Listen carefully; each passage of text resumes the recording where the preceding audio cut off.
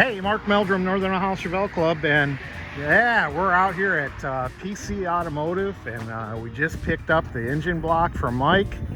So we are going to be back in good shape. At Motorheads, they did some repair weld on this number 2, and I'll show you some better close-ups. And then Mike went ahead and bored that whole bore out and then honed it, and we should be able to get the crankshaft in there really nice now. So that was the problem I was having, is the crankshaft wouldn't turn easy, and that number 2 bearing was on this main was just really screwed up.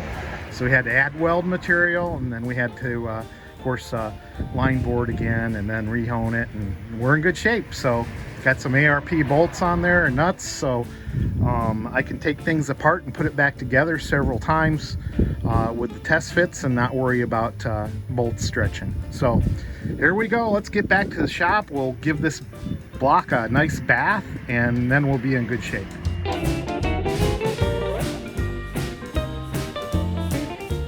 Well, it's a fine morning to wash an LS block. So we just got this back from PC Automotive, and we got some repairs done on the main, so the main cap bearing. So we're all set. We had to put a nice wash on there. Mike at the shop told me to give this block a nice bath this morning. So woo, it's mighty brisk out here, but the sunshine is warming. So we just scrubbed and washed this with Dawn soap and some scrub brushes and whatnot, and the hose. And I'm not going to get the steam washer out for today. It's just too much trouble. Things look pretty good, and we'll dry it off. We got it on a nice metal bench here with wheels. We'll roll it back into the garage.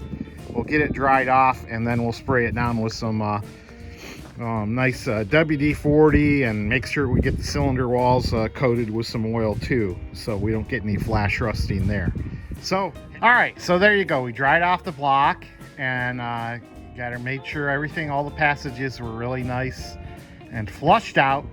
And then I shot some PV blaster down around the whole engine and all through the ports. And then I took this 10W20 brand new Napa oil that I had laying around the garage, and went ahead and put those in the cylinder bores, so I didn't have to worry about any flash rusting on this. So I think we're in good shape. We're gonna set it in the garage and let it drip down and get some heat in the garage, and then we should be ready for assembly. All right, here we go. We're tightening up these bolts on the LS motor, and the sequence we have already gone is basically you're going halfway to 60, okay, so 30, and you're going to follow the sequence that got set over there, and then you're going to torque it all the way up to 60 foot-pounds. So the unique thing about these LS motors, you know, here's a 4-bolt main small block Chevrolet 383 that we've got setting over here on the stand, and you only have, of course, the inner and outer, okay, bolts there, but you don't have any side bolts, and that's what's kind of unique to these LS motors, and I think a very good design change is that on the main bearings here we've got these side bolts that go boom, boom, boom, boom, boom. And what you need to do on those, of course, is you need to put a little RTV sealant on there before you put those in. So we're going to put those in, and I'm just going to snug it up with the okay, I'm just going to snug it up here, and then they're going to get torqued to 20 foot-pounds. So I just use this electric wrench to basically get it all set there, and then we'll go through with the torque wrench, okay, the handy dandy snap-on torque wrench, and we'll go ahead and set that to 20 foot-pounds, not 24. All right, So we'll go ahead and torque those all up, and then I'll show you the next step. All right, so now we got all the side skirt bolts tightened up, and we've got RTV on them. And the next step is to see if this thing will turn by hand. Okay, oh, look at that. Oh my God, it turns by hand, thank God. All the machine work, the weld work we did, very, very nice. This thing turns freely by hand now, so we can move on to the next step. That was the problem Uncle Larry and I were having when we tightened everything up to spec last time. We could not get this thing to turn by hand. It was just too tight, and even with a wrench, we couldn't get it to turn by hand. So now we are ready to take the next steps, which will be installing the pistons. Now, it'll get a little harder each time we put a piston in there, but thank goodness all that hard work we did at the machine shop has now paid off to a free turning crank. So very cool. Oh, I tell you, it's a beautiful day in northern Ohio. We pulled the Chevelle out of the garage so we could have a little more room to work. So, hey, let's go into Meldrum's Monster Garage and see what's cooking. All right, we're back in the garage. One of the things I did, this 67 Chevelle sitting over here, the bench seat has been sitting on the garage floor all winter long, so I had a bucket seat sitting in here so I could get in and move the car around, but went ahead and put the bench seat back in again, so there you go on that. It is nice to get out in the garage, and it's a little bit warm, so we got the 66 up on the lift there. It's still a big mess out here, but one of the things we're doing now is we're checking end play on the crankshaft. I tell you, I got this steel table here, and I got wheels on it.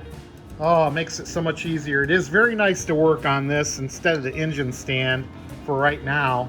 But let's see, one of the things, I already checked this out, so we're in good shape. But one of the things you want to do is you want to check your end play out on your crankshaft. So you want between 2.5 and 8 thousandths on an LS motor. So I'm going to just put the screwdriver in here and move this backwards. And I don't know if you can see that, but I've got just about 5 thousandths. And 5 thousandths I think is right where you want to be. They say 2.5 thousandths is too tight, and anything over 5 thousandths is too loose, even though you can go up to 8 thousandths. So I'm pretty happy with that. Uncle Larry wanted me to check that out, and once again, you know, the crankshaft just turns with ease now, so I'm super happy with that. So okay, we'll keep going.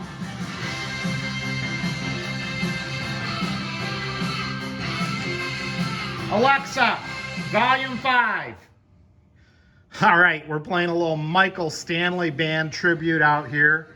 This town's my town. Oh my God, so many great hits. It's got enough here. Clarence Clemens from the E Street Band was playing saxophone on that song. But Michael Stanley passed away this weekend. Cleveland legend.